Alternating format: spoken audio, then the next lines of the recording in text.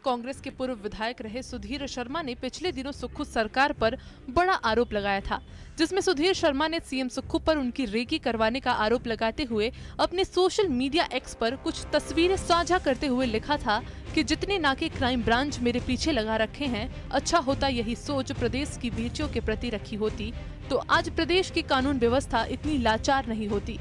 यह तो क्या खबर देंगे सुक्खू जी, मैं आपको इनकी खबर देता हूँ।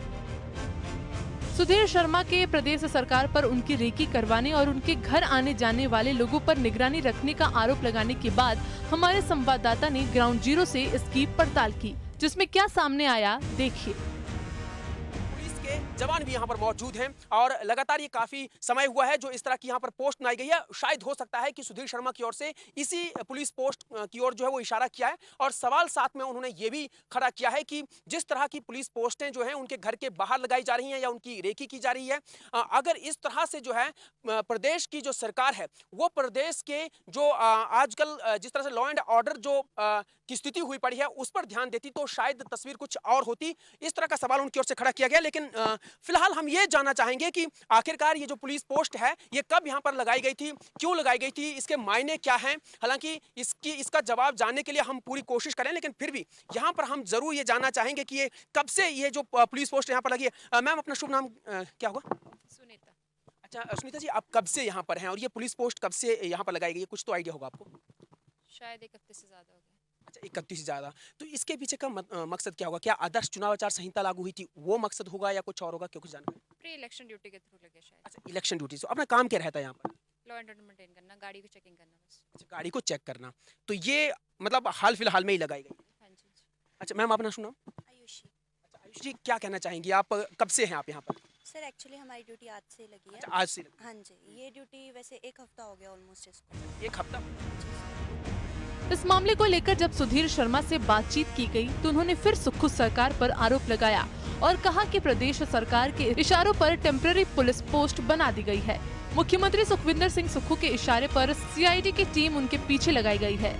उन्होंने उनके लोगों की तरफ से स्पॉट किए गए HP 37A3000 नंबर की मारुति और HP A5282 का जिक्र भी किया और कहा कि ये गाड़ियां उनके घर पर निगरानी करते पाई गई हैं।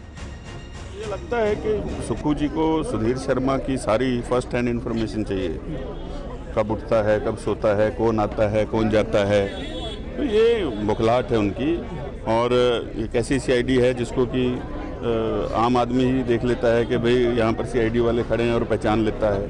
तो कम से कम अगर ऐसी ही कोई एजेंसी लगानी है तो उसको खुफिया तौर पे लगाइए। और ये बुखलाहट है, वो जानते हैं कि अल्पमत में है, वो ये भी जानते हैं कि कोई सीट जीतने वाले नहीं हैं। आज ही के दिन 1 महीना पहले हमने भारतीय जनता पार्टी की सदस्यता ली थी। 1 महीने तक कांग्रेस के पास उम्मीदवार नहीं है। कल वो दिल्ली बैठक करने गए थे, उनके साथ न नेता विपक्ष गए न अध्यक्षा गई। उनके भी हाथ खड़े हो गए हैं कि इन्हीं को पूछ लो क्या सच है और क्या।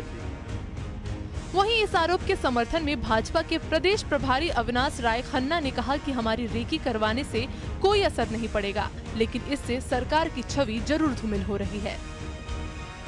ये बात ठीक नहीं है। सीआईडी करने से क्या कर लेंगे वो? इन्फॉर्मेशन ही सरकार तो देंगे, हमें रोक तो सकते नहीं है। हम तो आज हर बूथ पे पहुंच चुके हैं, हमारा कार्यक्रम हर बूथ पे पहुंच चुका है, तो इसका ज्यादा फर्क नहीं पड़ता, लेकिन सरकार की छवि पर जरूर फर्क पड़ता है।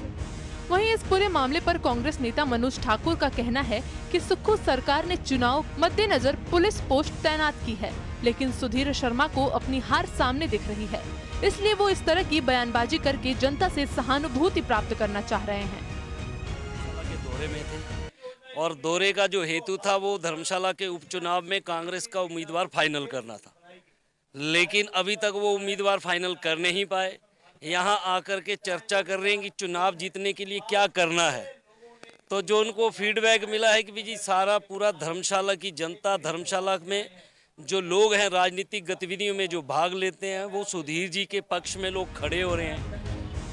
इस मामले पर सियासत का बाजार तो खूब गर्म है, जहां कांग्रेस और बीजेपी के दरमियान जुबानी जंग छिड़ी हुई है, लेकिन इन सब के बीच आफत उन कर्मचारियों के लिए आई हुई है जो सियासी दंगल की ड्यूटी में लगे हैं।